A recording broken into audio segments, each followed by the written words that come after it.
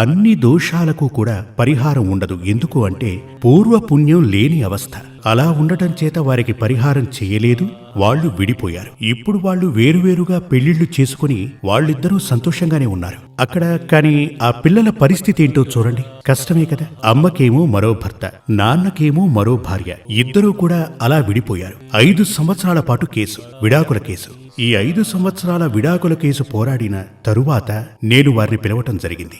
ఆ అమ్మాయి మళ్లీ నన్ను కలవటానికి వచ్చింది. ఆ కేసు త్వరగా పూర్తవ్వాల స్వామి, ఏదైనా చెయ్యండి అని. కోర్టుకు వెళ్లారు అంటే పలు సంవత్సరాల పాటు కేసు నడుస్తుంది. అందుచేత మీరు మీ ఇద్దరి అడ్వకేట్స్ ని పిలిచి వారి ముందు కూర్చుని కోర్టు బయటే కేసు సెటిల్ చేసుకోండి, ఇది జరుగుతుంది అన్నాను. అదొక్కటే మార్గమని చెప్పాను. వాళ్ళు అలాగే చేశారు.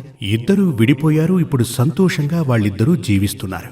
ఈవిడైతే సంతోషంగానే ఉన్నారు, అతని గురించి నాకైతే తెలియదు. ఇప్పుడు చూసారా, సపత్నీ యోగం